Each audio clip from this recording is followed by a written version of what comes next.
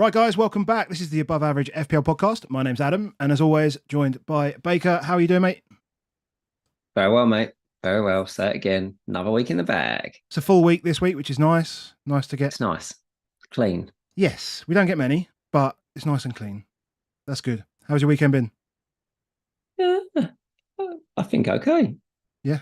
I mean, the footballs were great. Yesterday, the football was fantastic, wasn't it? Mate, the weekend's always better when Spurs don't ruin it at the start.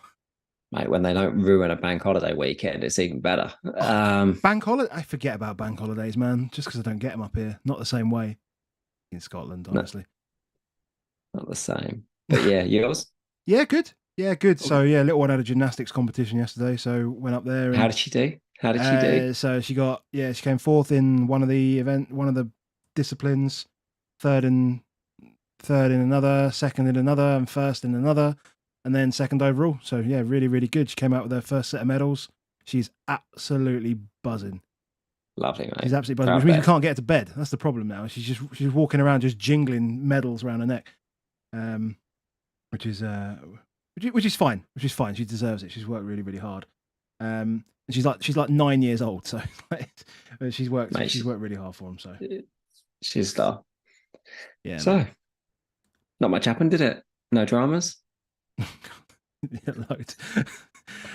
Loads of dramas. So whether it be like bench jam and so much bench jam. Yeah, even like the Newcastle Liverpool game, just finishing that week off was just mental. Like I couldn't even watch the first half an hour, so I kind of just sort of switched on. I was kind of just watching it on Twitter almost, or X or whatever, and it was just carnage that first 30 minutes. Everything settled down. Just beat them up. Well, yeah, they did for the whole game, to be fair. I mean, we'll talk about it, but yeah, they did to be fair. But fair play to Liverpool for that result. That result's ridiculous. Ridiculous. What we're doing? Well, we're saying hello to everyone in YouTube chat right now, everyone on the stream. Good evening to everyone. I hope you had a good week. Let us know how you got on. There's a little poll in there. I'll change the poll when Baker's doing his good analysis on something different. And so we've got the wheel. A couple of shout outs to do, look at our scores, look at the leagues, and then we've got a conversation about wildcard to have. Like, do we want to do it? Is it something that we need to be thinking about now? People considering it. Well, yeah, I mean, that's it. You pointed out a poll that Harry put out, and it was just a case of, what was it? It was like no, yes, and then I'm 50% or less considering and 50% more considering, and over a third of people didn't vote no. So yeah, there are certainly people considering it. Yeah, the mouse is fine now. I've got it on a cable at the moment. It's just charging up nicely. Did you tell everyone that it was? Yeah, I told everyone you broke your mouse just before we started. Yeah, battery ran out, so I'm all cabled up now. I hate cables, but it's all good.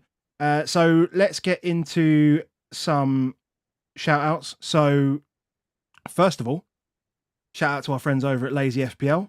If you're looking for a nice, quick, easy way to digest all of the important information right before the deadline, so about an hour and a half, 2 hours before the deadline, you get a nice little 4-minute email to read through. It's funny, it's informative. Ross and James, really great guys, and they've got something like 28,000 people have subscribed to this letter, man. You need to be on it. It's free. Like it's some of the best free content out there, and I really enjoy it as a read. Get on it. The link is in the description below, so get on it, click on there, and that'll help us. So we would really appreciate that. But go follow those guys. They also do some team links as well, which you can take with. They are getting the team leaks. They're getting the leaks out there as well for us. Sneaky. And I wanted to have a look at our scores. So how did we get on? Of course you did want to look at our scores. How did we get on, Adam? How did we get on? Well, we did well. We did well, I think. So yeah, we did. Yeah. It's nice. I mean, it's nice, to be honest. It's not that often it happens that I outscore you. I mean, it can happen, but normally when we get to the business end of the season, I'm normally chasing, so I'm doing stupid shit. So it's nice nice little sort of internal rivalry to try and keep things going. So I had 62 points this week. I did make the transfers Salah to Foden. That didn't pay off in this week. And the transfer from Maddison to Bumo, which definitely didn't pay off this week. And so I played Udogie, played double Chelsea defence, Colwell and Chilwell. So like the Sterling and Jackson thing didn't really bother me. Saliba, whatever. Arsenal didn't win, so that's good. Mitoma, Bumo, 1 and 2 points. Bruno 12, Saka 8. Back on pens. I mean, if I'd have known that, I'd have probably captained him. But there we go. Foden We'll 4. talk about that. Haaland captain. 8 points. Whatever. Miss pen. Who cares? Scored. Who cares? João Pedro on my bench. So I did decide to go that way. Good move. Yeah, I just felt I wanted to be. Because I think maybe because I think it might have been because Maddo was fit, right? I've got to have a piece of Tottenham in that Bournemouth game. And with the way that De Zerbi, announced that Ferguson was starting that game, it did feel like a Rocky 4 if he dies type thing on João Pedro. I had to. I don't care. Had to be. So did that. And yeah, up to, not that ranks matter, but up inside the top mill. So happy days. And yourself? Yeah. Tell everyone how you got on. 55. I managed to get 3 late bookings from all of my Man United assets, which was quite impressive. But hey, if you'd offered me 20 points between Onana, Rashford and Bruno, well, I didn't quite get that. I got 19, but I'd have taken it. They, did me well for the week. Chilwell, which most people have got, Estupiñán, Saliba, hey, no points, but whatever. And then, the usual things. And obviously, Foden today was the killer for me because I did Foden for Maddo. And then when the news broke last night, I was like, please don't play. Please don't play because I've got Udogie first on my bench, 12 points. And when it got to 80 odd minutes, I was really struggling to keep watching it. I was like, nothing would have changed. Nothing would have changed if Sheffield United hadn't scored because Pep loves a no subs game, doesn't he? Yeah, he would have just ground it out. Yeah. And also, I was thinking because he's the substitute guy in there as well. He certainly wouldn't have made the call to make a sub. Do you know what I mean? Like a 1-0 and then did it. So it swings and roundabouts. Yes, I'd have got the 12 points, but then a lot of people would have got the clean sheets from the Man City guys. So it's not as bad as it potentially is in the overall scheme of things. But at least Foden got 4 points when he came in. Yeah. At least he got 4 points. Looked lively as hell as well, given that he was Oh, yeah. They needed him. We'll talk about that again when we talk about the games, but they need him. Yeah. And the best thing for us as Foden owners, no one's going there this week. Not even, I'm not sure, on Wildcard, people are going there now. So we got him against Fulham and everyone's talking about other players. Yeah. We've got Sterling, Maddison, Diaby today, Bowen. They're the names I'm seeing thrown around. I'm not seeing a lot of Foden thrown around. So, yeah, we'll take it. Cool. And then an update on our leagues. So in the public league is being led by Ella Holmberg. She's on 241 points, about 112th in the world. So well done. Mad. 4,108 of you in that league, which is honestly just mind-blowing. And shout out to Kev, who's top of our Discord league as well. Smaller number of people in that one, only like 25 people in that one. But, smashing it, 207 points. Well done to Kev, mate. Like, he's just so good every season, mate. He is a monster. Yeah. And also a shout out to all of our patrons that support us over on Discord, and just a shout out to those that have joined this season. So I'm just going to read a few names out. So Chris's Bangkok over in Thailand, FPL Overthinker John, Sean Taylor, Red B11RD, HDDI, NUFC Sean, FPL Sexy, love that. Nick, Randerson, Gaz, and Greenback Soccer, a couple more, Era and BRGGY. Guys have all joined since the start of the season, so thank you very much for your support. And if you want to join them, patreon.com/above-average-FPL. Come join our Discord. Lots of little mini competitions going on. It's busy now as well. And very busy, even on game days now, getting a lot busier. So it's still not an echo chamber. People will give you advice and tell you what's going on. And, it's a good little chat. It's a good little chat. So we want to talk about... Oh, wildcard. Let's do wildcard first. Let's look at the wildcard conversation. Tell me what's on screen, mate.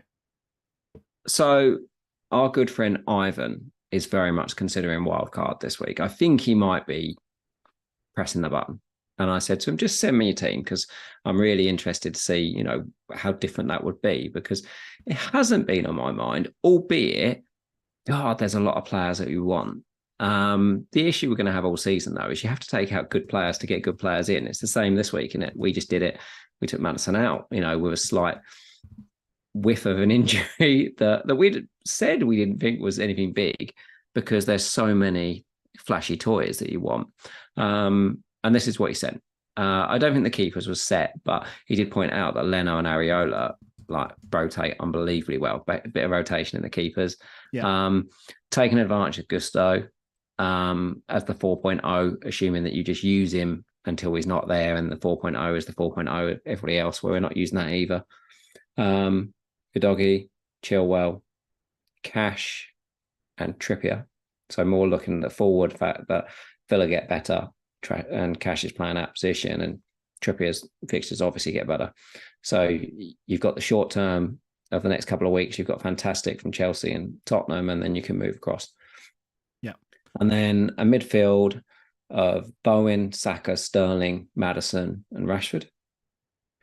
And then a forward line of Archer, Watkins, and Haaland. So again, it's kind of future-proofing and thinking. I do see some benefits to it. If you do it now, it's a very good chance to get yourself potentially back to 2 free transfers during those European ones. But I think it's so team dependent. Yeah, we're going to be jealous. We're all going to be jealous of a lot of picks over the next few weeks. I just feel it lacks Brentford. I feel it lacks Brentford. Brentford's fixtures are really good. Yeah, I think I would go Flecken as my Bournemouth, keeper, Everton, Forest, Burnley in the next 6. Yeah. I just think the question is, can you though? I understand it. I understand it on Bumo. I do get it, but I do think every week, last week was a good week for you to do it. Well, it wasn't in the end, but I do think as the weeks progress, if you haven't already got Brentford, every week there's so many good fixtures for so many good midfield assets that it's a tough one. If you aren't already on, it's a tough one to get on now, I think, on Brentford. Yeah, I think you're probably looking at others you mentioned earlier. I mean, we're looking at Sterling and Maddison as the 2 priority ones at the moment. And yeah. I get that. So Bumo would be Sterling for me feels and Sterling and Bumo are playing most of the game in the same position, right? Essentially. So who would you rather have with those fixtures, and who's the better player, and who do you prefer to watch? Sterling's not on pens. We don't know that. Well, no, because Enzo may or may not be. Enzo missed, mate, and he's big on leadership in that team. Yeah. I was about to Zoff earlier, and he seemed pretty confident on Sterling would be the pens. Boy. Yeah, I wouldn't hate that. I wouldn't hate that for him. So no. Yeah, it doesn't. I can see why it's not necessarily a priority, but you've all got so many people have got so many defensive issues. Yeah. With is people that have had Gabriel, and then they've had James. Botman goes off again today, injured. So there's Botman's on a lot of benches. There's a lot of problems out there in defence. But yeah, I don't hate it if people wanted to get it. I can see why people would do it. I do think though every game week changes. So I made a draft this morning, and I was like, I'd be like Free City all day long.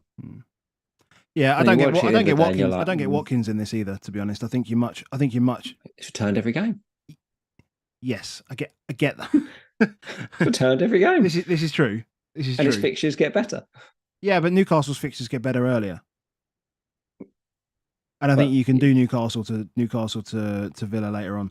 But even with 10 men, Isaac comes off today. It's too early. I think that was naive. I think everything about decision making today for Newcastle was naive. Eddie howed it. On the pitch and off the pitch. Even some of the on pitch decisions were stupid. Gordon was a stupid player to bring off. Anyway. So you're not doing wildcard? I'm not doing wildcard. No. I'm not doing wildcard. I'm relatively comfortable. I can see why people are doing it. Pickford's doing my fucking head in. So Yeah, the just to keepers make is another even one. just to make a keeper transfer is I just don't want to make a keeper transfer. So if I want to change my keepers, like, and I know City are obviously the best defense. I mean, I'm sitting here with 6.5 million in the bank. So like, why don't I just do Pickford to Edison and just move on? Because you'll need a hit.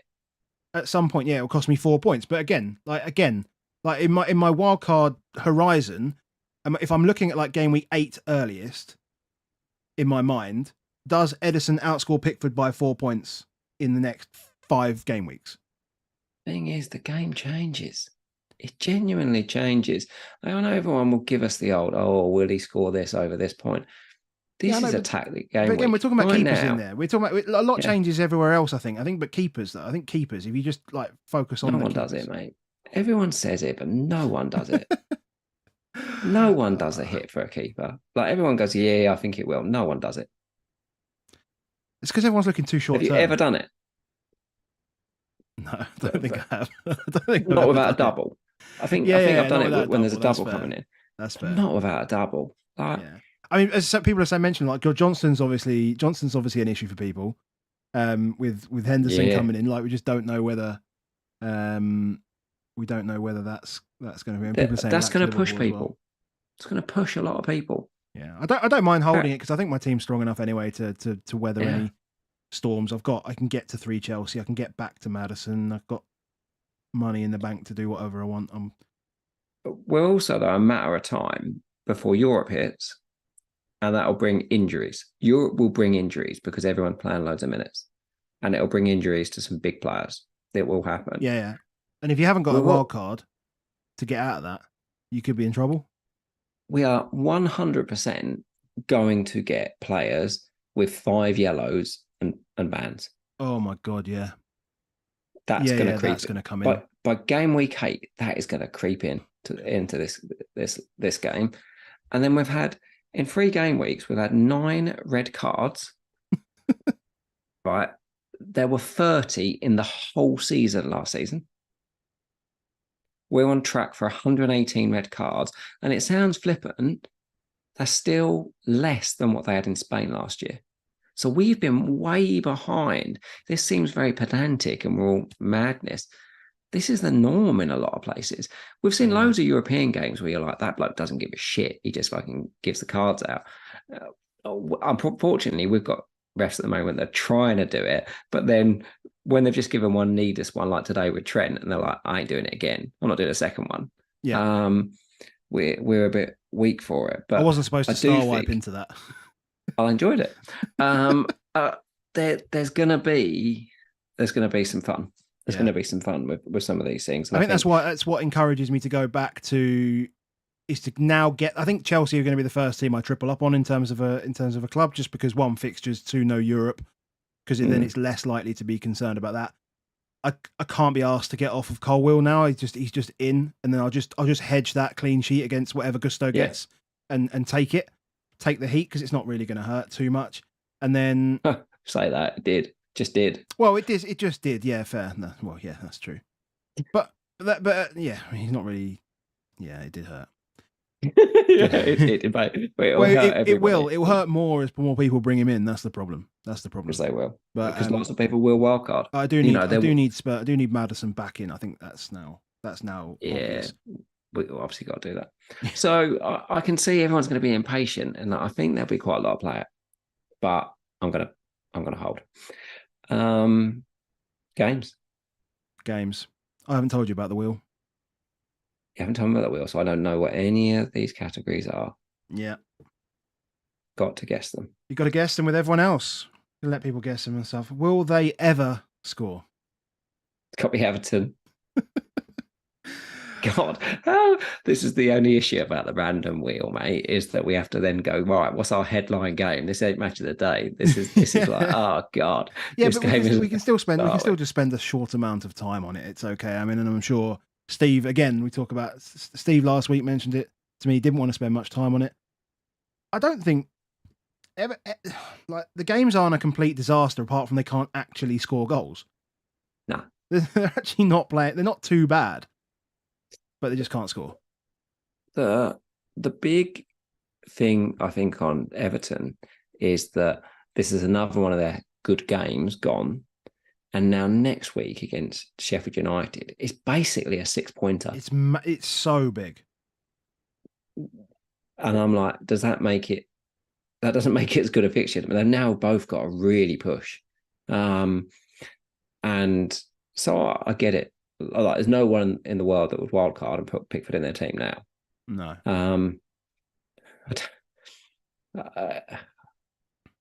Jose Sarr's not the world's worst pick. Like Wolves, I mean, how good was that save? Well, both of them. If you think that, the Pickford save was ridiculous, and then the start, that was stupid. I mean, he's back, isn't he? Like that. Well, this is it. I mean, it was obviously a Lopetegui thing, wasn't it? Definitely. Yeah. Definitely a Lopetegui thing, but he's back. Yeah, but it's easy to say. And I've seen a lot of people on Twitter saying, yeah, but look, they're not really conceding a lot of XG. But that's the beauty of why we do these graphs and do this on the YouTube as well as the audio side of it, is because they tell you a little bit more of the story. And what you can see in the story is the steps are quite big. There's too many big steps that occasionally you'll get done. You know, if you think about the other week, Decordova-Reid, whatever it was, the goal that they conceded against Fulham and stuff. Like, if you give away a couple of shit chances, eventually you'll get hurt. You can't save them all. It's a problem. And teams get a wind at some point because they keep missing. Do you know what I mean? Like you know that there becomes a time, you can sort of see it after about 60, 70 minutes where it's like, it's another one of those days we're not going to score. And the other team just suddenly thinks they're not going to score. Yeah. And it's time to attack. And they do. And it's happening and happening and happening. It's a big problem. They need to do something this week in the window before it closes. But they've got this Beto guy coming in and stuff. They do need a focal point up there that's going to give them goals. Because it's not Danjuma, is it? So yeah. The thing that should have happened from the start, Branthwaite will now play, which is a positive. But we can't do nothing with him when he's got Sheffield United, but it's a worry. Yeah. Cool. Let's move it on. Let's move it back to the next game. Spin it. And hide, slice, and spin again. That's what we got. A DM's an option. Are DMs an option?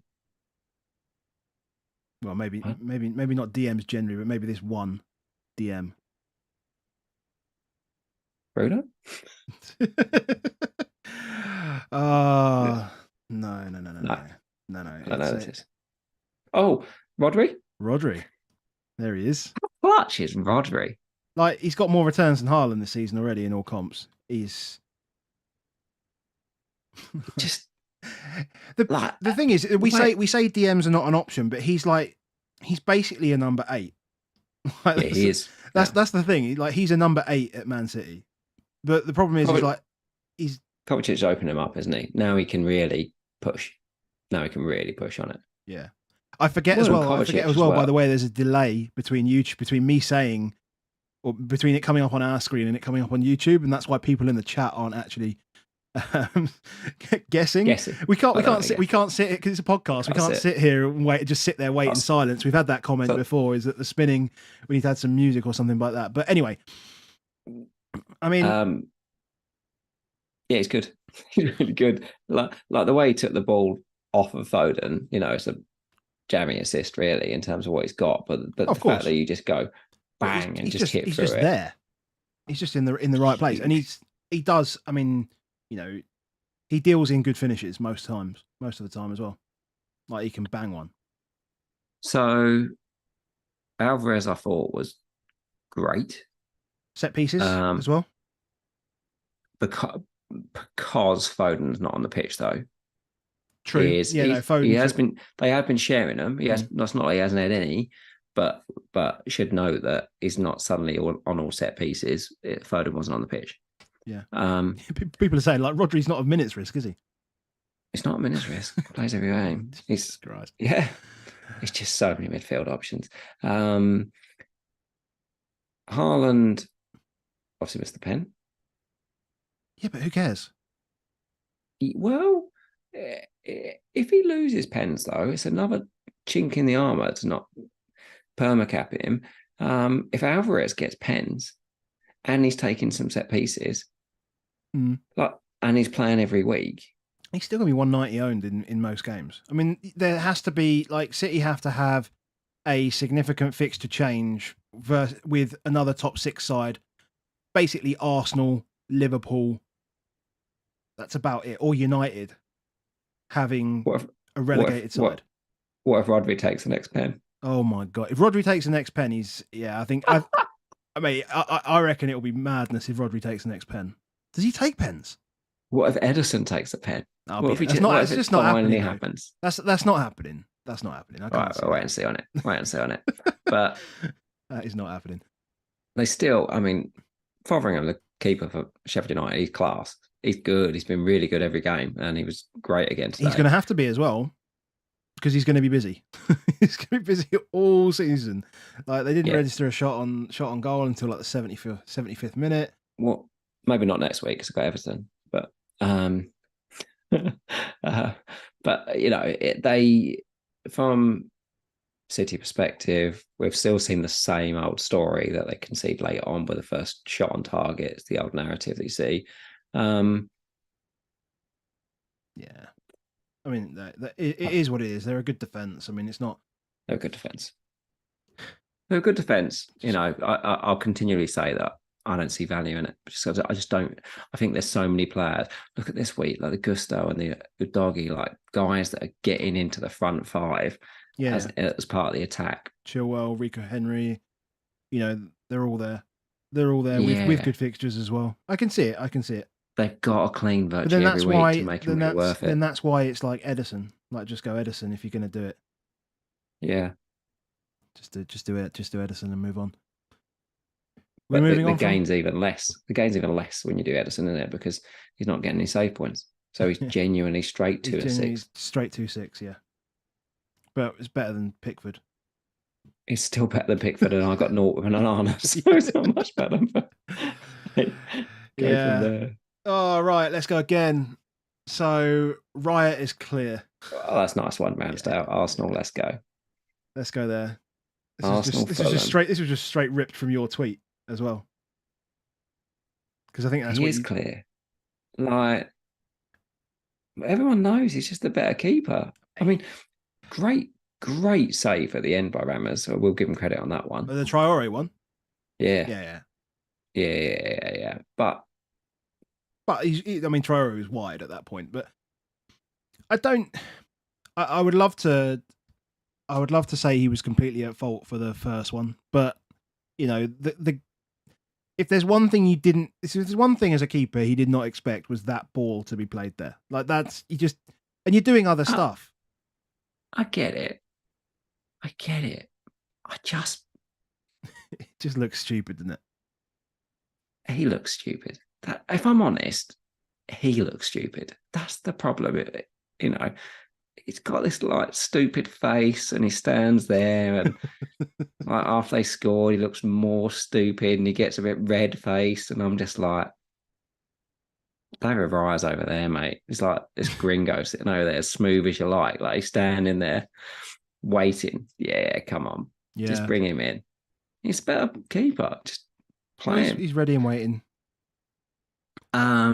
What about this? The whole formation, the Havertz thing, the tiny little chances that they're continually getting. You know, so you got the big pen there, but it's still the same deal. I mean, they should have been, should have got themselves back in the game very, very quickly. But I didn't understand. I didn't understand the Nketiah benching, and I don't know whether it was trying to open them up a little bit with Trossard moving around, but it didn't really feel like it really worked. And, you know, obviously Fulham defended for quite a lot of the game, but and then it's the last when was the red card? It was like 70. Yeah, something like that. I mean, after that, it was never going to be fun for them. They still got back in it. Well, they Still could have they won still it. got back in it from a set piece, and they could have won it from that one Traore chance. I mean, the thing for Arteta on this one is that they've still got 7 points from 3 games. They've got away with this, really, like because they had 3 fantastic games. But there's some stuff which isn't working. The weird, like Ben White's not a centre back. Like I know he's played there a lot and all that stuff, but he was never any good at it. That's why he gets moved into centre midfield and shifted out to the right and stuff. He's not a good centre. You wouldn't be happy if Ben White was lining up for England as centre back. It's that weird world of I've bought Rice for 120 million. So what I've got to do, it feels like Football Manager-ish. Like I've got this other guy though, he's quite good, but all his stats say that he can play defense right centre. So I'll stick Partey at right back, and then I've got exactly what you mean. I've got this other guy. I know he used to play up front, but he can play attacking left centre. So I'll stick him in that role because I've lost that one. I spent 60 million on him, so I've got to put him in. It just looks like this. You're trying to force these new signings into different places, as opposed to say we've got a really good formation. What they did brilliantly last season was that they were consistent. You had to really earn your place in that team. I feel like with the Havertz one, I understand it with Rice because I think Rice could have just slotted into the Saka role. I think the easiest way is you say, don't learn the system. You don't have to hold the midfield from day one. You can play that left channel role and everybody else plays exactly the same as they played last season and everything will be fine. But they're trying to do something different now where Partey at right back when he's not a right back and Havertz doing this space and trying all the inversion in the world because everyone else is doing it. And I just think if they quickly went to their basics next week against Man United, they'd trounce them. They're in a really good space to do it. And suddenly they're on 10 points after 4 games, including Man United, and everything's brilliant. Yeah. But I feel like if they don't, they could really waste what's a really great start to their fixtures. Would you just go like Saliba and Kiwior then, just right and left centre back, and stick Gabriel back in the team? Just play Gabriel and Saliba. There's got to be something. There's got to be something behind that Gabriel thing. It's not just I don't want to play him. There's something else, right? There has to be. Nobody knows what it is, but there has to be something else. Unless they're buying someone, like it's weird. It literally makes no sense. They've signed someone to play. They've signed Timber, who got injured, and then done? And then you don't put back the player that was at centre back last year. It doesn't make any sense. Like none of it makes any sense. It doesn't make any sense. There's something wrong behind the scenes. Yeah. And maybe that's affecting them on the pitch, like the whole team. Maybe it's impacting training. Maybe it's impacting whatever. Like I don't want to speculate, but they still put up 2.5 non-pen XG against Fulham. And everyone's going to say that's all right and stuff like that at the end of the game, but it ain't. It ain't like this was Arsenal against Fulham. Like we all expected them to go out and absolutely batter them. This game, and we can go to the end and go, oh, it's 3.2 versus 0.5. But when, again, that's why we use these charts, is 1-0 down between the minutes of 30 and 68, they created about 0.1 XG. Yeah. It's not good enough. That's not good enough. Yeah. It's to go that period of time. They got back in with a pen and then had a massive chance at the end. But when you really look through the game, it's not enough. Like it's not breaking teams down like they should be. Yeah. And then they're way open the second anyone goes at them. So they concede stupid goals. But they're in a really good position. Like it doesn't require a lot. But I don't think what we're seeing at the moment is what we're going to see in a few weeks with Arsenal. I think they'll work it out. So Saka. I want to talk about Saka.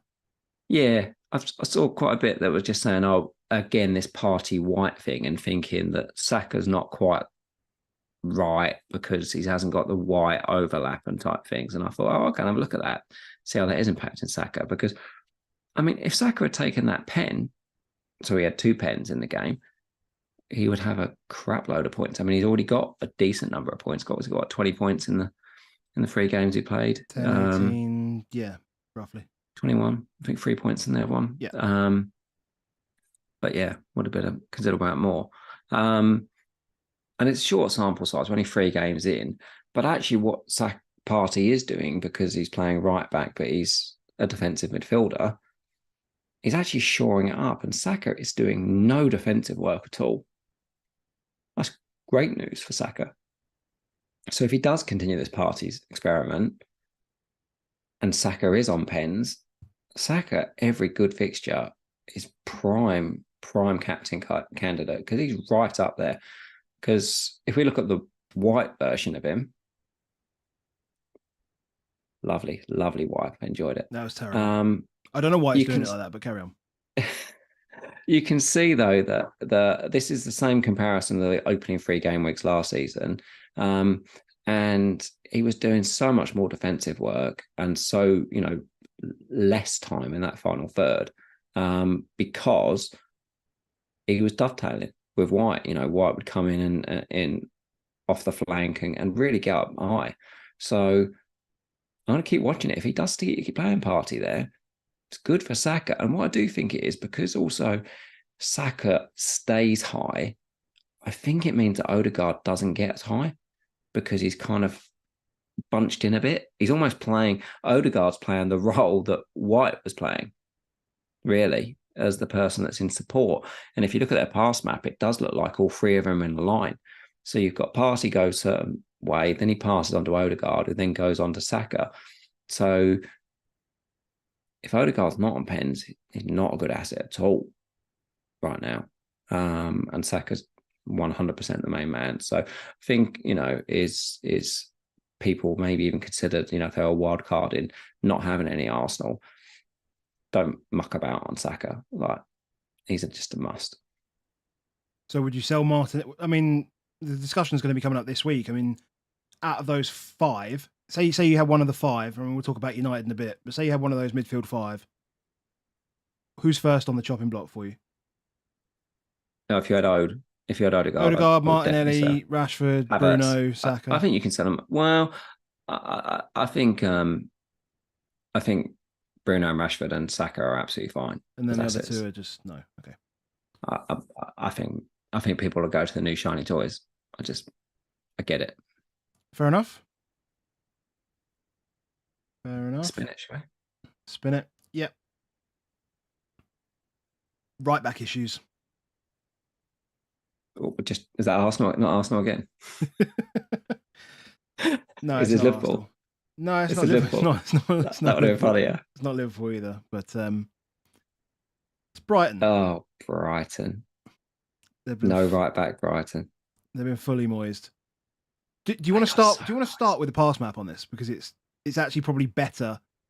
It's actually probably better. So spend 5 seconds, everyone. Have a look at the XG chart and have a look at this pass map, which is... I mean, everyone all weekend would have seen that, Brighton had like 80% possession and all that stuff. But there's a reason why, they won the XG and stuff. And we've talked about it ad nauseum, that Brighton do not play with a right back. So the pass maps you're looking, you'll see Brighton have got this lovely, nice, well-formed, it's like a 2-4-4 formation they're playing. It's very nice. Very nice, but it's high. It is high. And the right back is James Milner, who's 40 odd years old, is not capable of playing right back. Well, he is. He probably is if he stays there. I don't even know if he is.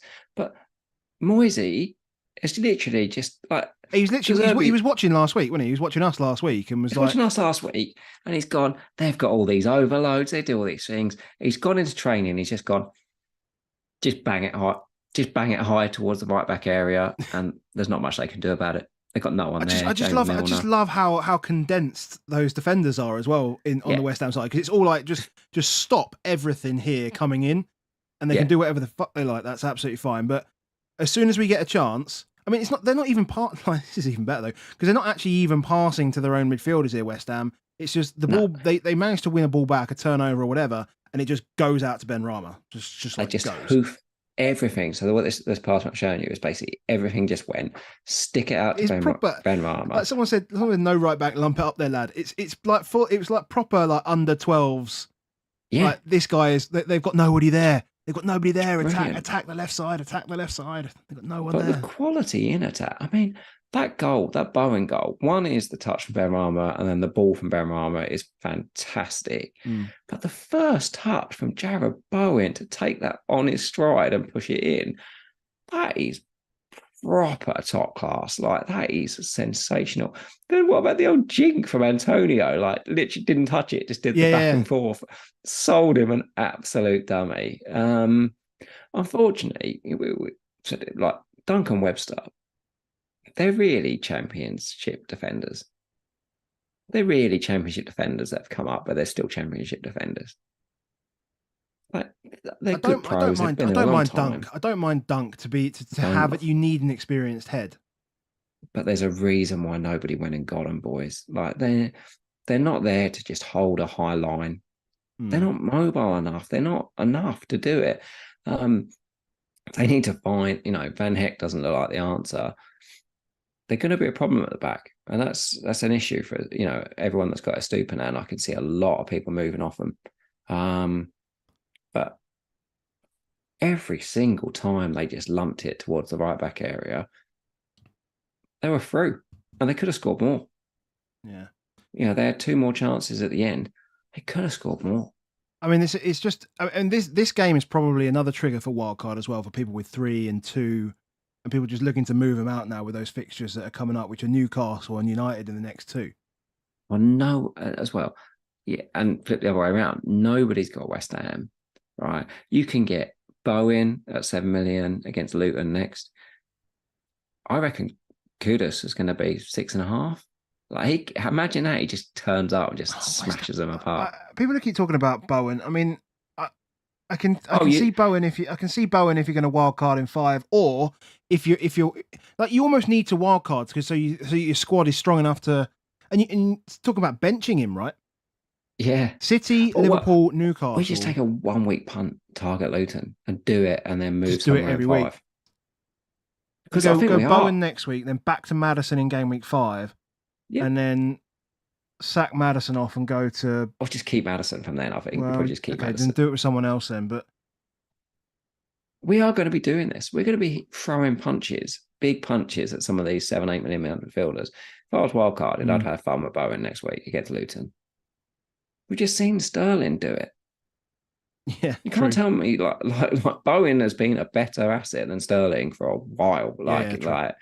So I would not be surprised if it. I'd be almost surprised if he didn't double digit next week. We had a question. We had a question in our Discord. I'll just pull it up now, just because it was about JWP.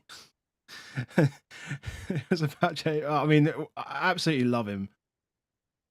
The question is he playing further forwards? Now, it's really difficult to say because he basically missed 2 games in the last 4 years for Southampton, and his heat maps just say he's absolutely everywhere because that's what he is. Yeah, that's what he is. He's just absolutely everywhere. We know that West Ham's a team with the big boys and the little boys in it. It's got the big boys at the back that set pieces and stuff, and then the little boys do lots of things, and it's quite hard to always predict. The 4 nows and. Before that with the Lanzinis and all those team players, Ben Rama does it. Like, we have loads of those, the little boys, that are there. Bowen's one of them. And Ward-Prowse comes in. He's like, I could be one of these little boys. I can just take 4 now's place. He probably will score a lot more than what he was doing at Southampton, because he probably will be able to have a bit more fun with it and bang a few. And he still gets all the set pieces as well. And he's got big boys to aim at. So, but again, it's midfield slots, isn't it? Yeah, and now they've signed Kudus. We don't know what's going to happen that Kudus transfer, but because he often will play in the 10, let's see what happens then. Yeah. Anything else on this game at all? Moyes doing a good job. So far, so good for them. Fair play to him. Yeah. Right, where are we going? Spin it. Yeah. I've got to find it. I have to find it every time, but we'll get there. Razzle dazzle. Yeah, this is the one. This is the one. Raheem. Oh, how about? Well, let's before we get on Raheem. I brought in Jackson. Did you enjoy Jackson's first half? He was terrible. Like, he made Richarlison look good for about half an hour. It's But clumsy. yeah, it was. It's clumsy. It was clumsy. And it was misplaced passes. It was bad touches. He had a shot after about 10 seconds, I think it was, but he was largely anonymous for the rest of the first half, and he was just clearly bad. It's I'm going 45 to minutes challenge of that he was football. anonymous because you couldn't stop watching him because he was like it was like a weird sideshow. Okay, Like fair enough. I don't think it was anonymous because everybody was talking about him. Like Okay. everybody was on at halftime how bad it, and I'm like, oh well. The good part is that he was constantly involved. You couldn't keep him out of the game like at all. He was in everything. He was mucking it all up, but he was in it. Okay. He's just very, very, very raw.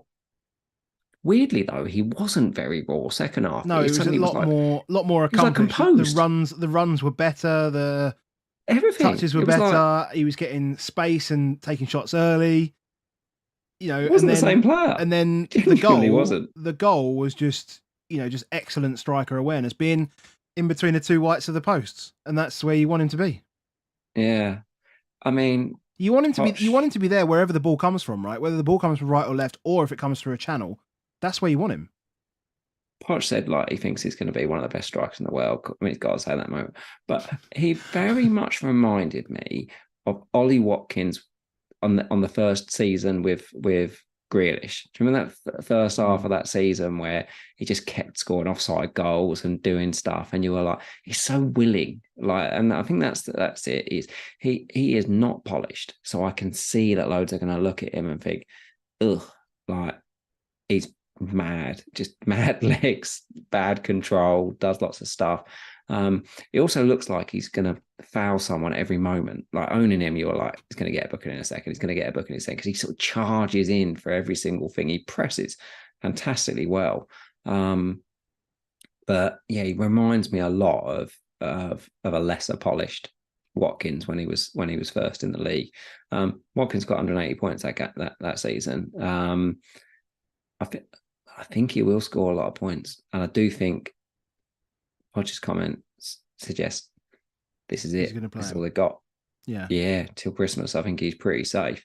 I think he's going to be a hard man to come off once people are on him.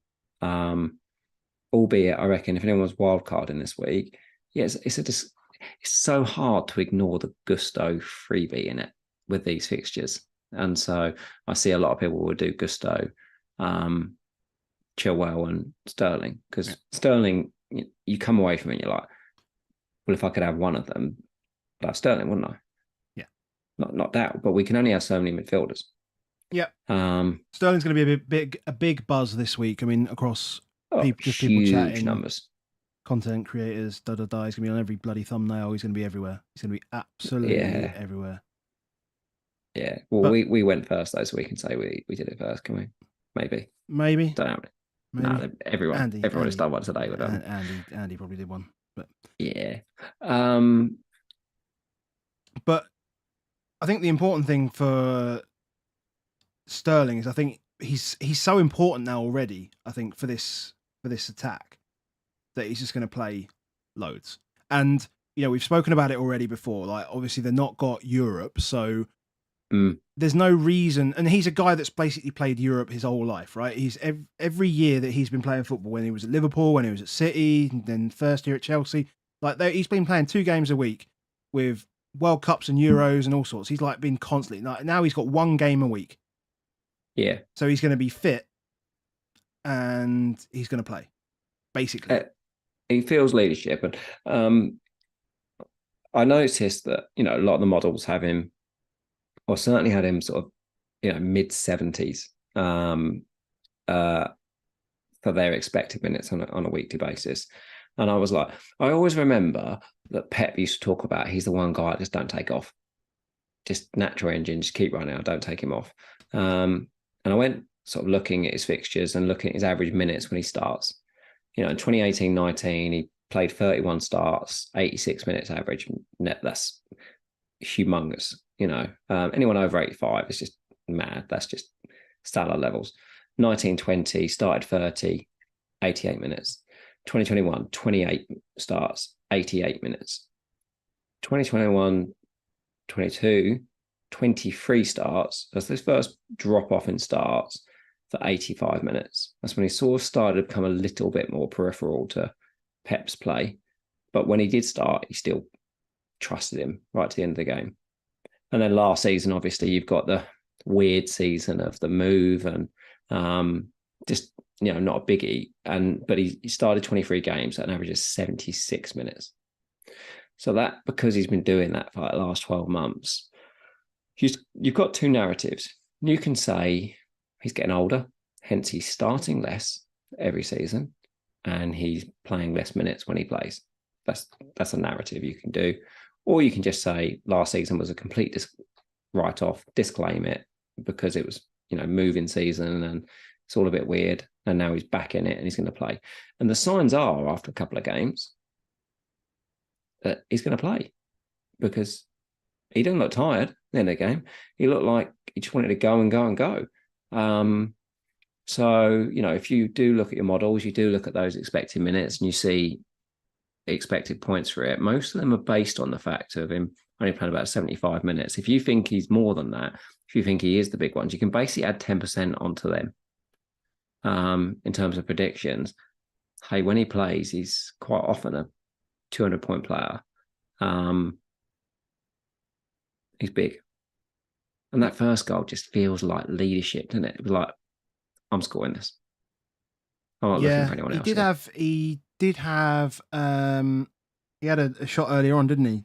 Did he have that volley from like 12 yards or something like that? How if it goes anywhere but right at him.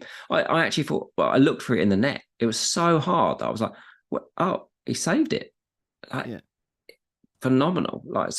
We forget that, because I did myself there, didn't I, on Twitter? I was like, 20 years ago, keepers just used to hold the ball. Old. They just keepers just used to outed myself. Keepers just used to hold the ball, and it's weird that everyone was like, oh, he caught it. Yes, he's a keeper. He has gloves. He can catch the ball. That's like what they're supposed to do, is it not? But it's just lucky. To be fair, really, I didn't have time to think about that. I had a mate that always used to say that saves were shit saves because they didn't hold it. He used to love that. Nice. He used to love that. Nice. So he's big, mate. He's big. People without him this week, it's a really hard one not to have him against Forest. We've seen Forest have been leaky.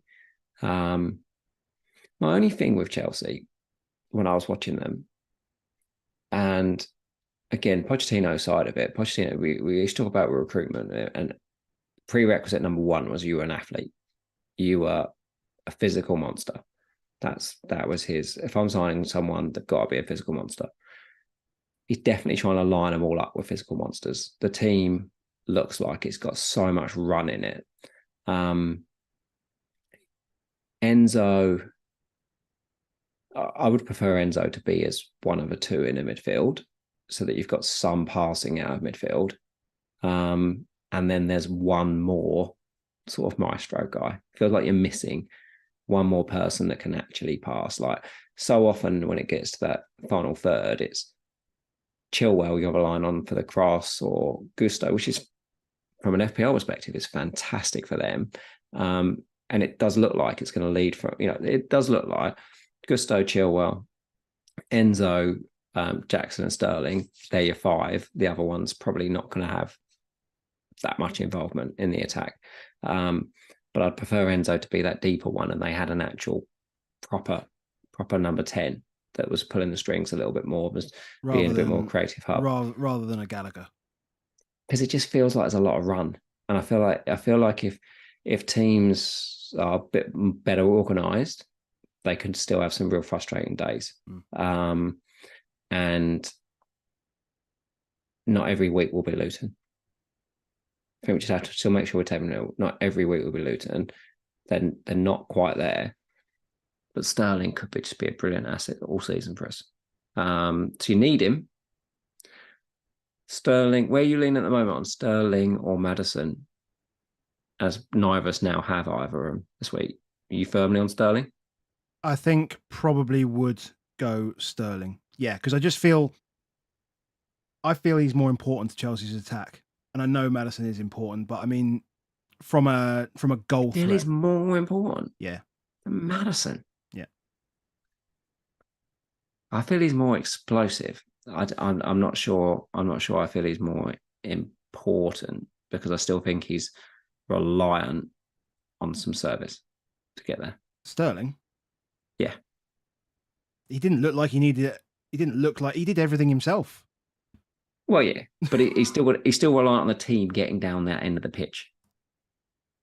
Yeah. Everyone starts at that end of the pitch against Luton. You start at that end of the pitch. This is true.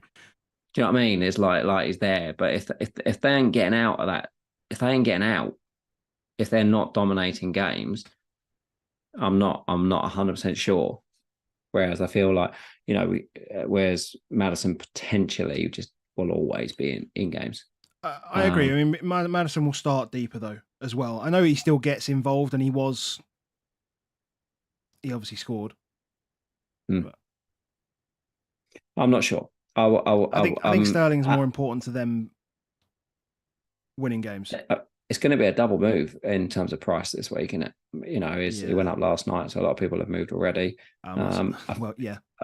I think he'll go up again Monday, Tuesday. Obviously Chelsea and Spurs playing midweek, and obviously a bunch of others, but Chelsea and Spurs playing midweek because of no Europe. Yeah. Do you think it's worth waiting? I mean, it feels like a game that Maddison just won't play.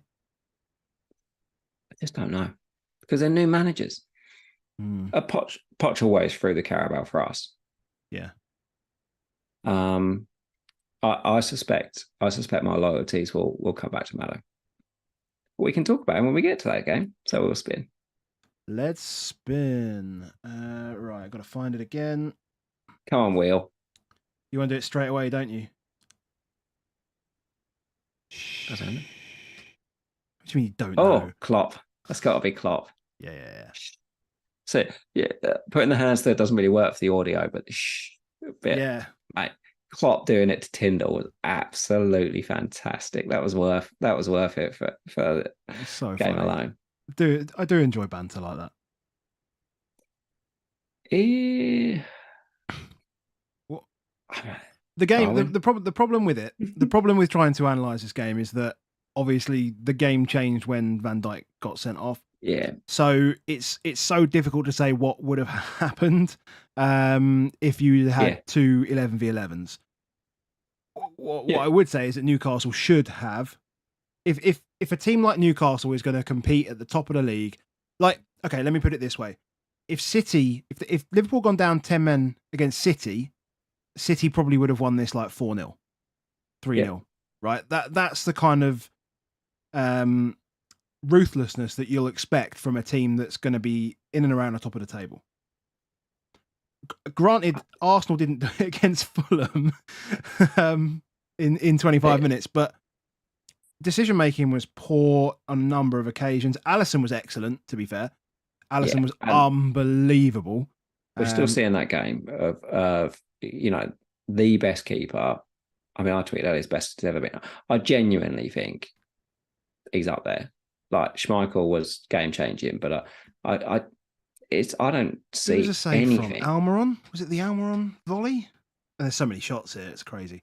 It was Almiron, wasn't it? It was Almiron volley. Almiron volley. But I don't think there's anyone ever been better than Alisson. He's that good. The amount we've talked for years about teams shitting themselves against them. So even against 10 men when they're all over him, like he can hold anyone out. It's just unbelievable. It's unbelievable. And then finally, Klopp realizes the striker that will always get chances is the player to play. He's massively underusing Darwin. He needs to play him. Like I know he loves Gakpo, but it's not enough. Like for a team that really want to push, it's not enough. Yeah, he needs Gakpo's a very much Gakpo's Gakpo for me feels like he would suit Arsenal, like the way Arsenal. He's a play, Havertz. Right? He's a Havertz, type player. A bit better than that. Rock and roll. Get Darwin in the team. Liverpool have always been exactly. Liverpool have always been full throttle.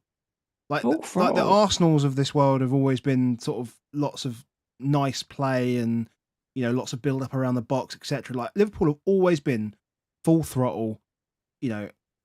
Heavy metal football, whatever you want to call it, long ball, direct, all these things.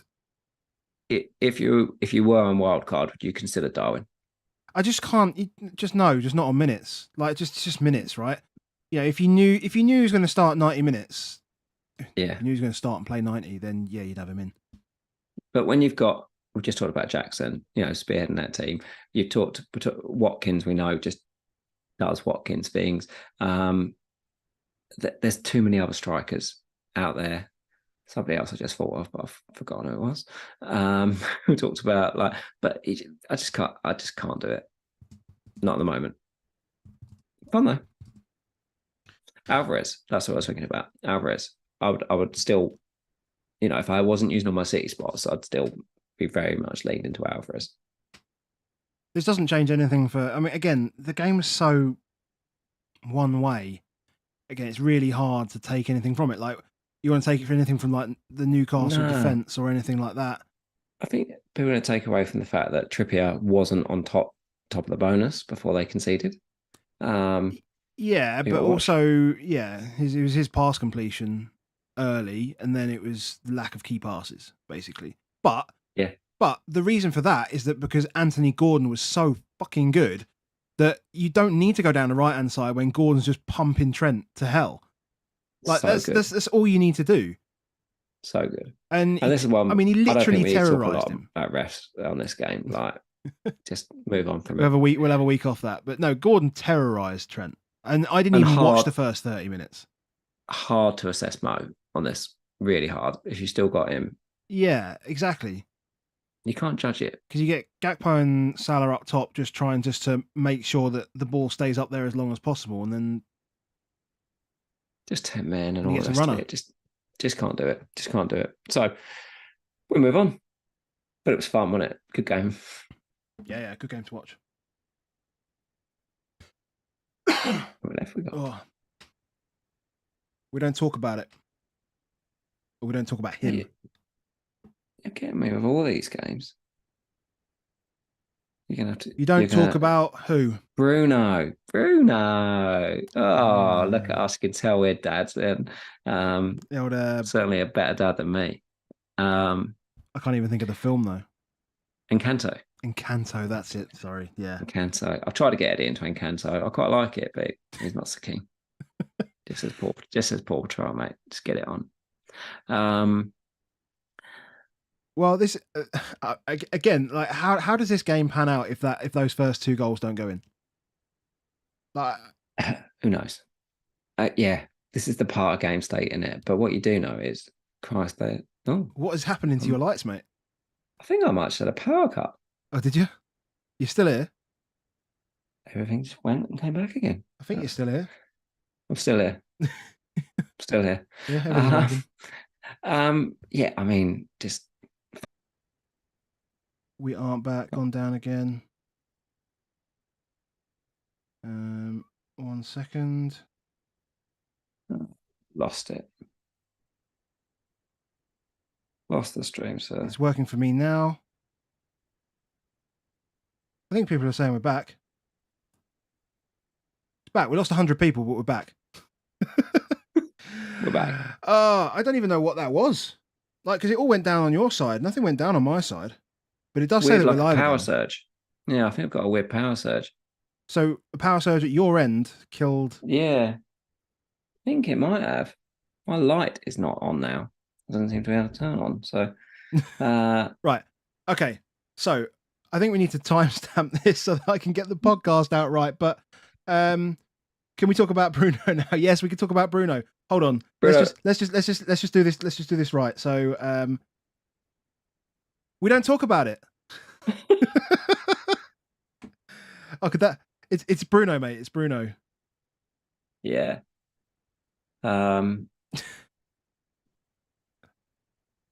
it is genuinely the first time I've watched them and thought, yeah, I like Bruno almost more as an asset than Rashford. Rashford felt almost supplementary a little bit. Like I felt like it'd be nice if he got it, but I felt like Bruno was always going to be involved in it.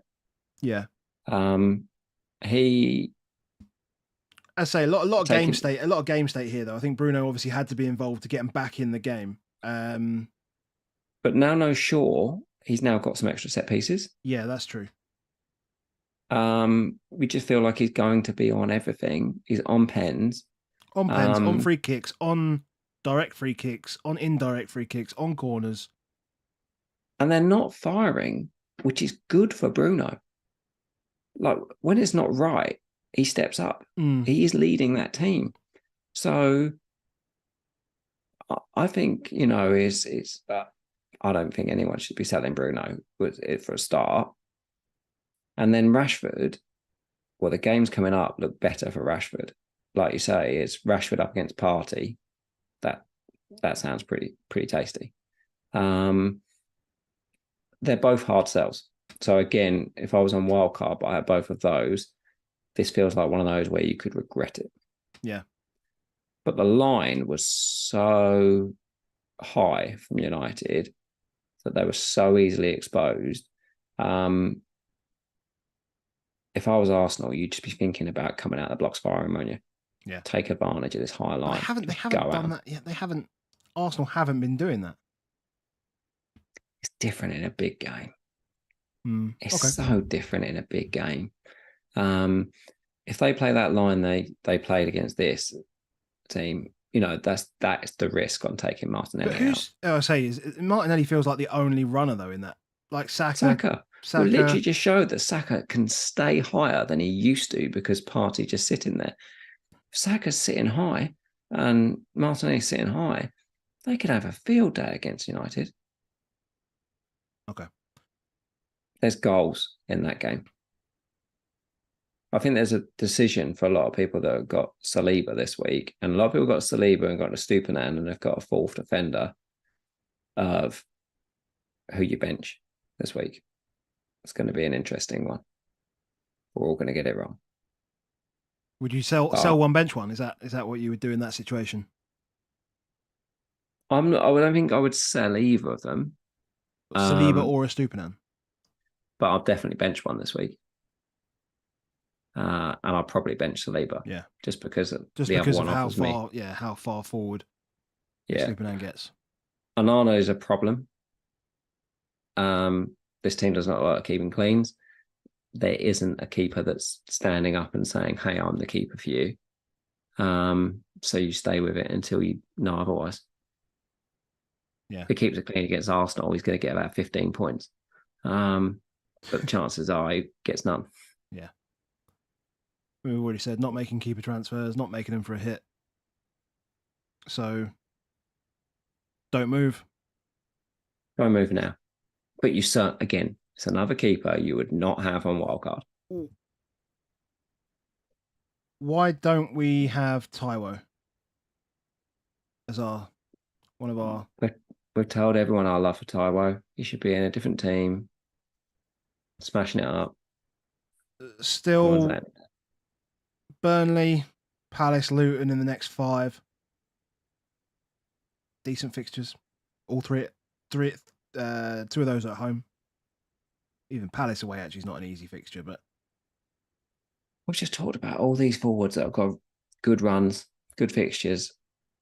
Alvarez and Jackson. And then you've got Haaland. No okay. Taiwo love. Okay. I think I would back Taiwo to outscore Whistler now. I've had a little run. I've had a little side bet for the next 5 or 6 games. How much? Tenner. The tenner? Let's do a tenner. For what? How many? To what game week? Game week 8. Which is game week 8 is like the wild card week, right? So it means I don't get Burnley, but that's fine. It means Whistler. Well, why don't we include game week 9 as well then? Because then Brentford get Burnley and then Forest get Luton. Done. £10. Sold. Okay. Let's go. gamble responsibly. Yeah. Did you want to look at the pass maps from this game? We're talking about high line.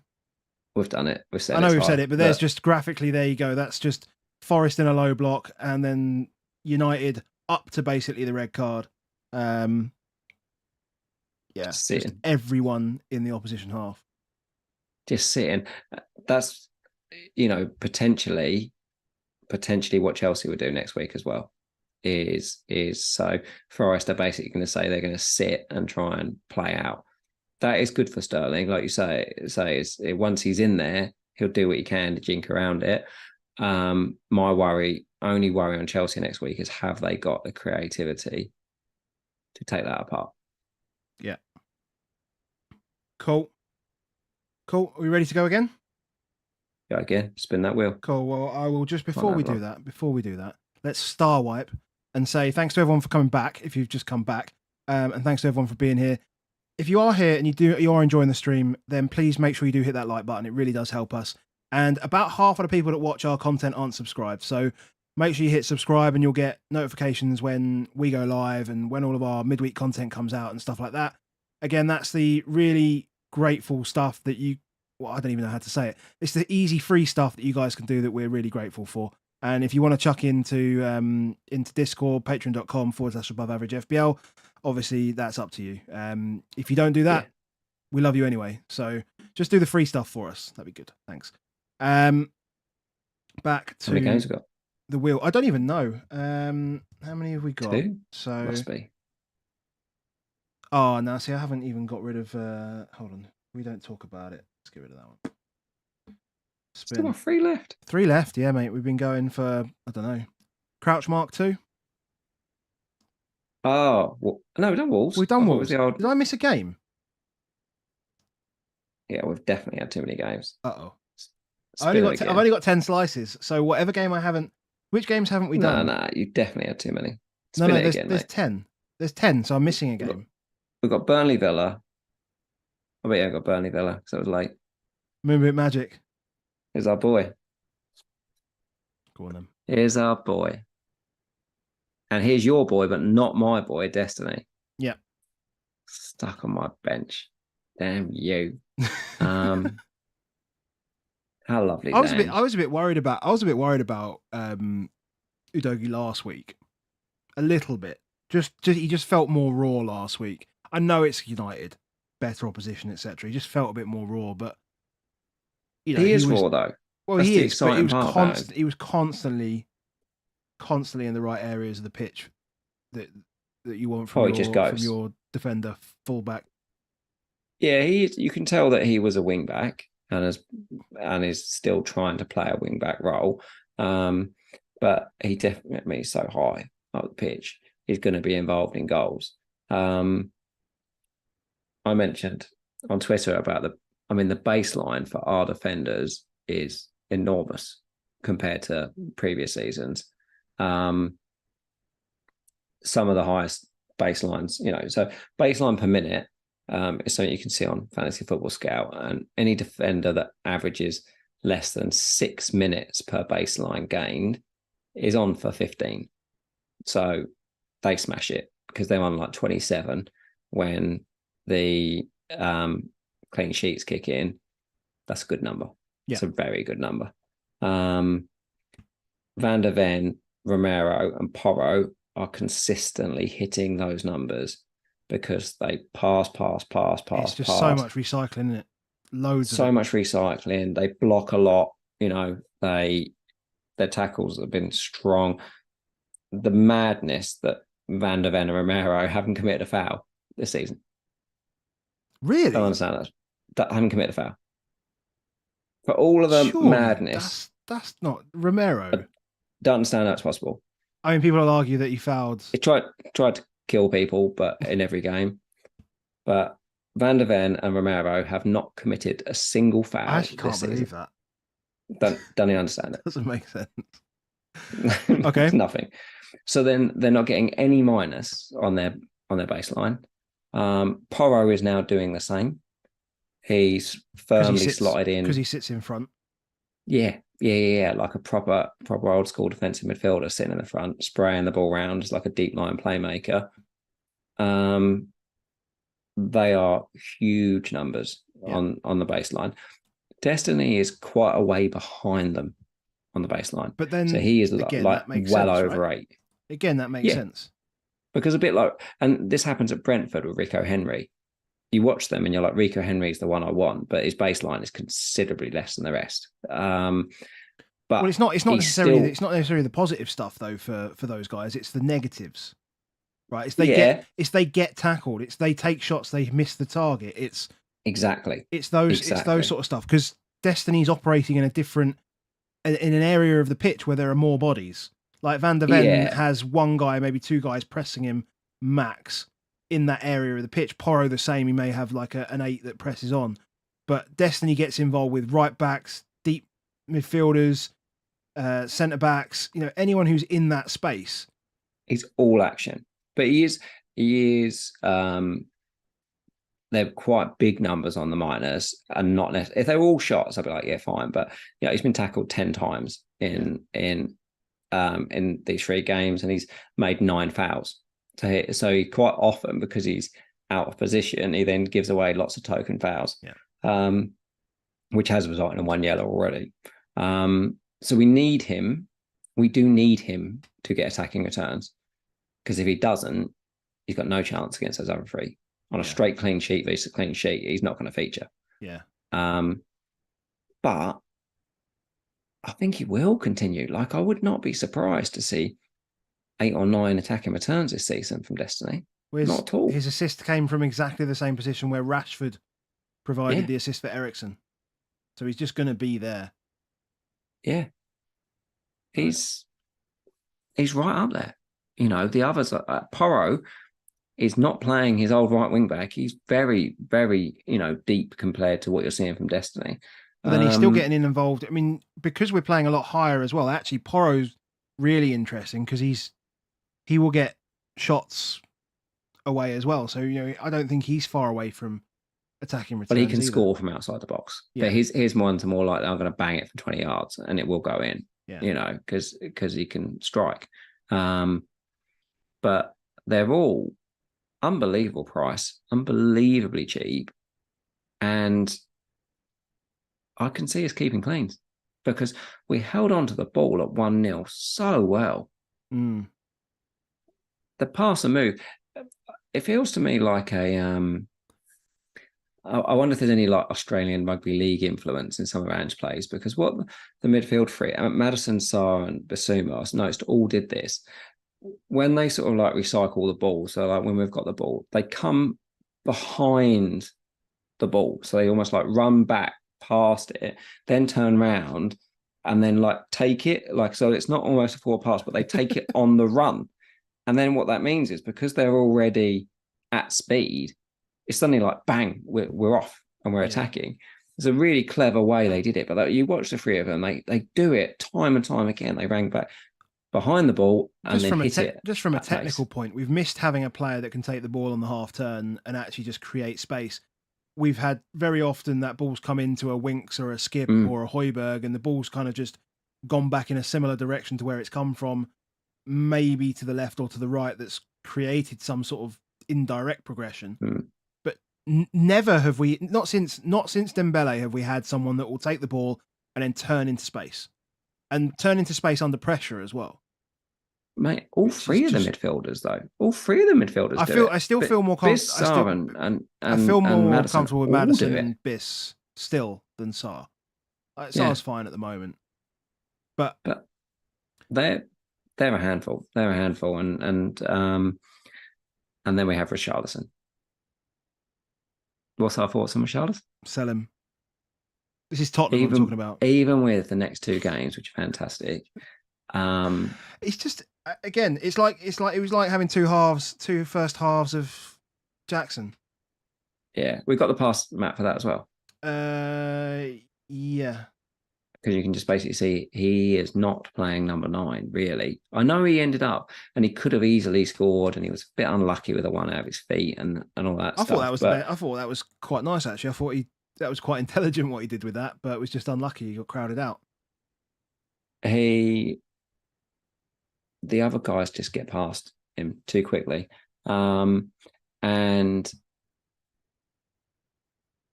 I definitely wouldn't be surprised if Son starts number 9 next week. I would not be surprised at all. I thought we were better without him on the pitch. So yeah, I just think when there's such clear assets like, I mean, if he's going to do Sterling, if he's going to do this though, if he's going to do this, then Son's probably better. Like, he needs to be the furthest man forward. He just has to be. He's not. Yeah. But we don't. Well, we should be.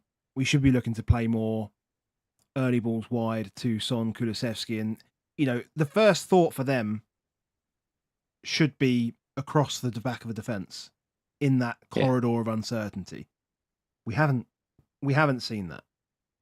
No, we haven't. I'm not hopeful.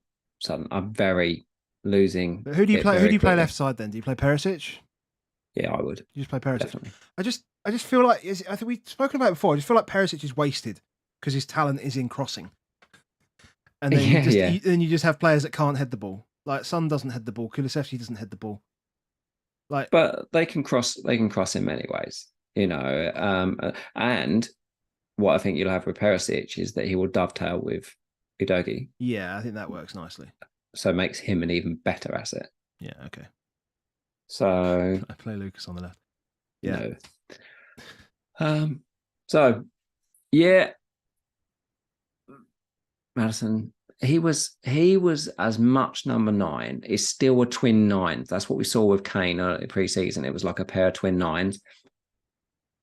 Every time off the ball, he was one of the twin 9s. So he was always up there for the start. So he often came deep to get the ball. So everyone, I think I saw Match of the Day, did the highlights of him dropping deep.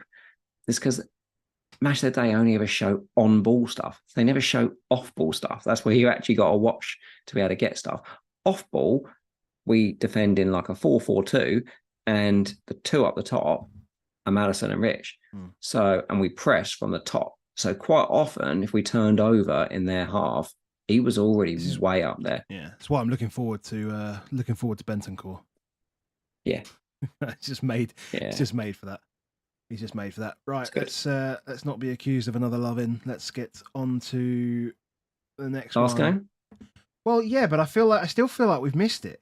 We've missed one. So this is like contactless not accepted. Who have we got left? Brentford. This is Brentford Palace. Yeah, see, that's the one we haven't done. No, this is Burnley Villa. Burnley Villa. So we've got Brentford Palace. Jeez. This is Cash. Matty Cash playing right wing. Yeah, so we just did Brentford after. Well, seeing as we have to because we've forgotten them on the wheel. Yeah, I think so. Because I put Wolves Everton in twice. Yeah. Look, there you go. There's Brentford Palace. We've got one in there. Okay. But we'll do these rather quickly. Diaby's a massive handful. Watkins is a twin with him. Is it enough? It's an assist. It's not enough, but you have to have those strikers. So if there was a defender that was keeping it clean every game, you'd be saying, "Yeah, I'm right with that." Yeah, but I'm only spending 4 or 5 million on a player like that. That matters not one iota. That's ridiculous. That's like saying that Trent should cost the same as Salah. It's ridiculous. Like if you're going to go pound per million, then like that's the wrong game. Like, you've got to have those striker spots. It doesn't matter that he's only getting these things. If you've got him, he's doing this stuff. Like any striker that's averaging 5 points a game, it'd be all right because he won't do it. It's like saying he's never going to score again for the rest of the year. Obviously, yeah, but that's he's also going to score. But it's also goals. like it's also saying like he's not going to blank as well.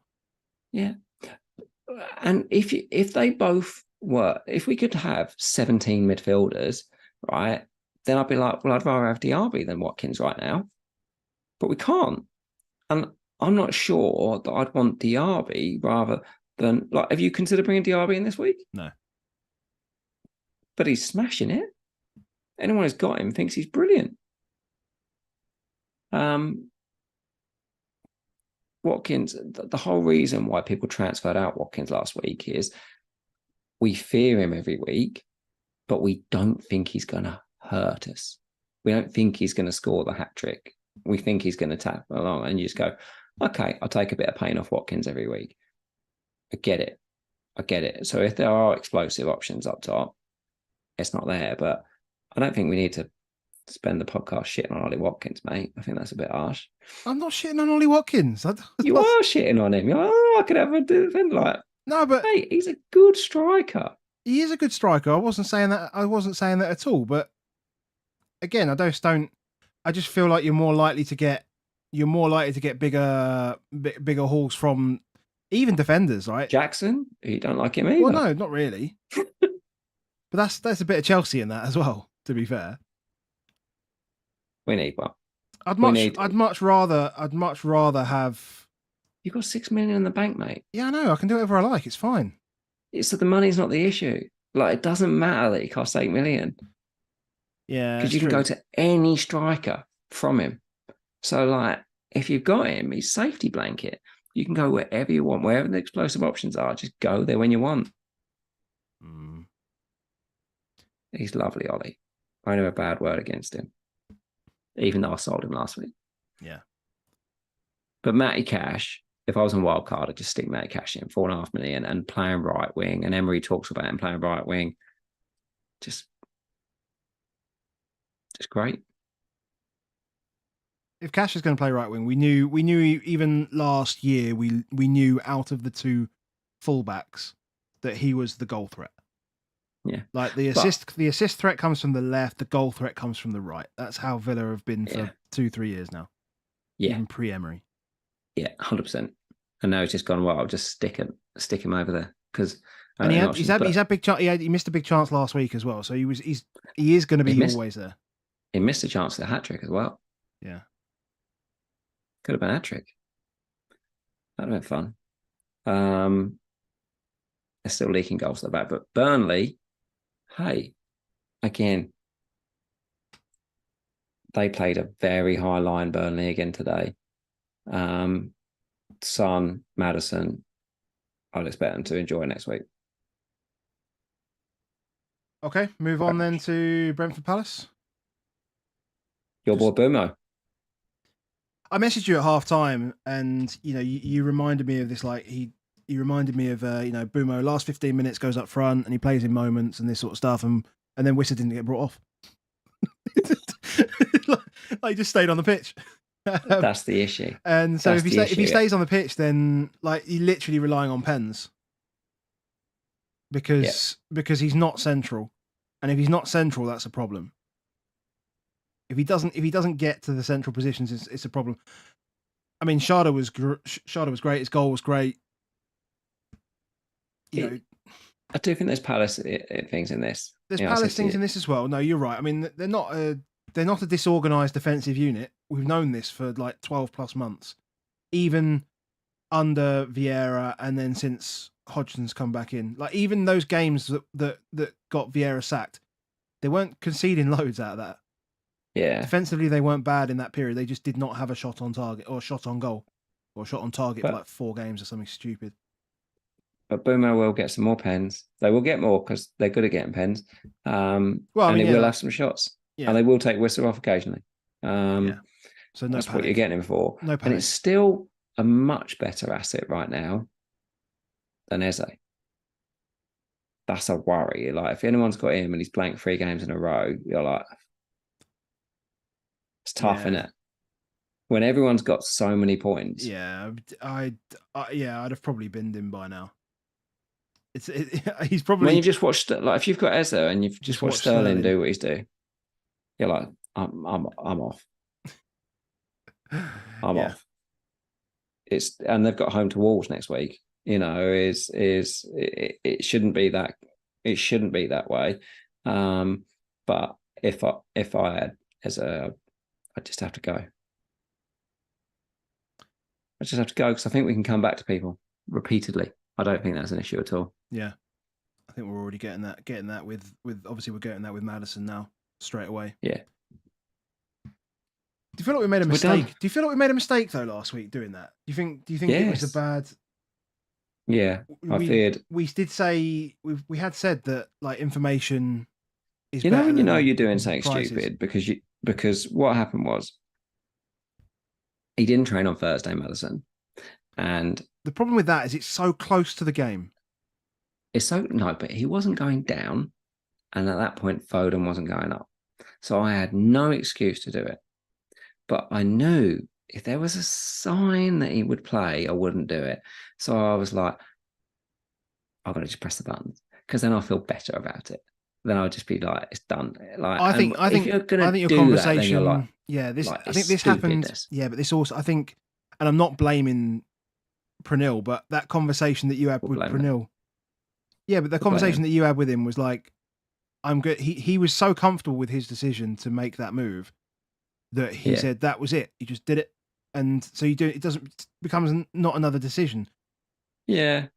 I also think there's sometimes when you've got two moves that you end up straight away in the case of like, yeah, I'm going to use the other one too, because they didn't both at the same time, and Yeah, it is a bit silly when you do those things. But I knew I was being naughty because I had no need to do it on the Thursday. I could have just waited to the Friday, but I just didn't want to go into the weekend without Phil Foden. I thought it was just too big a thing. On reflection, I should have considered how much I wanted Matoma, okay, yeah, that's how much I really wanted Matoma. well. Matoma felt. I mean, the problem is Brighton started so well, and we know that Yeah. they're a high XG team, and everyone started looking at them as almost fixture proof, and as if managers couldn't set up against them in some way. And obviously Moyes disproved that, but the fixtures were always going to change. Maddo was fit though. If I knew he was fit, Yeah.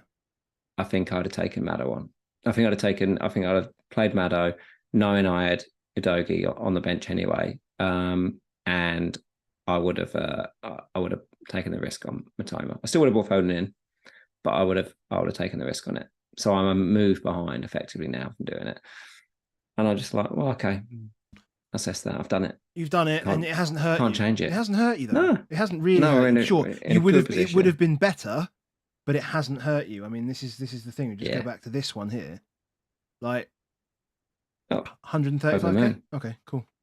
yeah, over the moon, mate, over the moon. So, Anyway, anyone else have any other questions?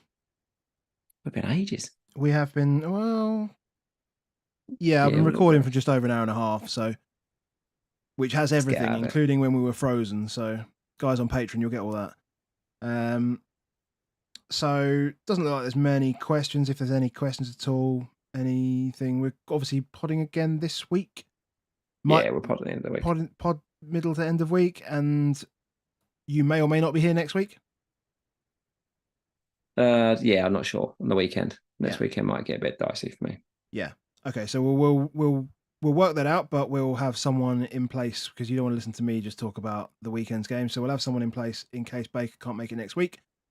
And I guess things like chat has completely stopped. There's 500 of you and there's no one chatting. Oh. Would you do Pickford to Flecken and end the pain now? No. Yes. Well, go on then. But I don't want Flecken, so.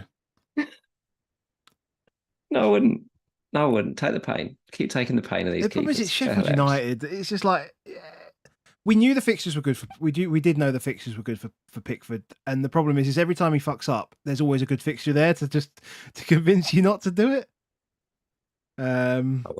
Is Johnson okay this week? Don't know. We don't know. Like you've got to listen a lot on that to try and see if we can gauge some stuff from it, but we don't know. Go against Haaland this week as captaincy. Fulham at home? No. No, I'm sorry. He still could have had 5 goals today. It's a concern, but I think some will. I think especially because people are bringing Sterling in. I think we'll see quite a few Sterling caps. Get it? I don't think the Forest game is bad enough. Like I don't think the Forest game is good enough for them. Worrell's out as well because of the suspension. I don't know. I just don't think it's just not as bad as Fulham for me. And I know Fulham did a number on Arsenal, but again, like Fulham have got no centre backs now. That's another centre back they haven't got. Yep. so I wouldn't look outside of Haaland this week, unfortunately. No. Rashford to Sterling? No. Not this week.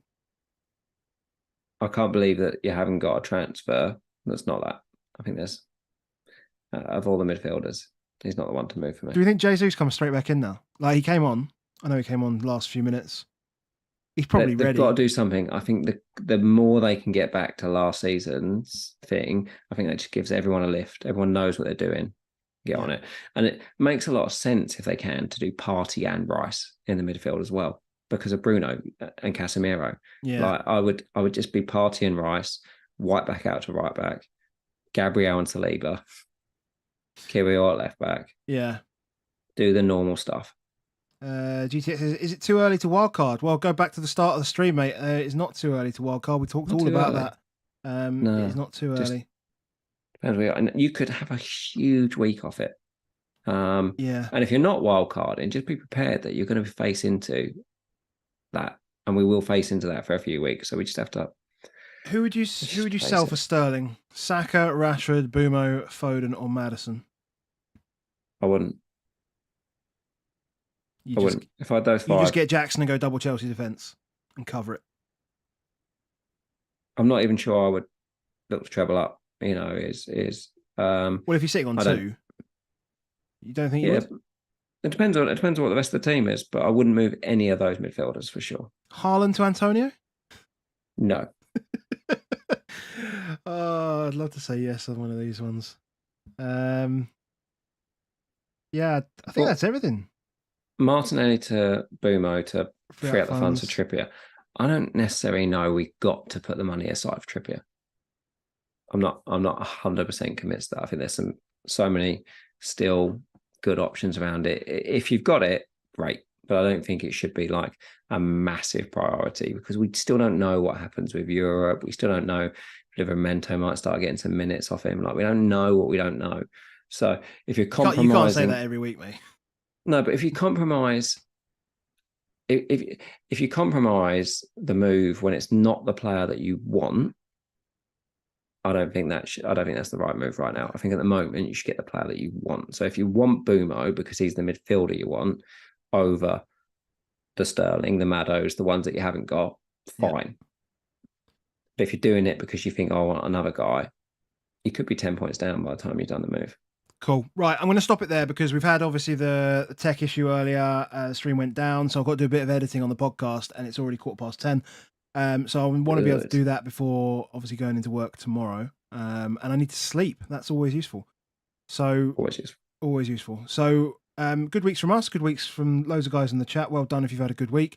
Thank you for listening. Thank you for being here and listening to us. And if you have liked the stream, make sure you hit like. I'm just going to have a quick check and see that 475 of you are here, 169 likes. That's, again, guys, got to be better than that. Got to be better than that now.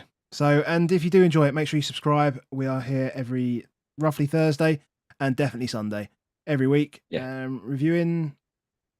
And I guess as a final thing, if you do enjoy our content and want to support us with the Football Content Awards, then just go and vote on the Football Content Awards website, and that would be great. We're not going to force feed that one. We're just going to say it once on stream and away we go. But we're done. We're done. Cool. Thanks very much, guys, and we'll see you in a few days. See you later. Cheers, mate.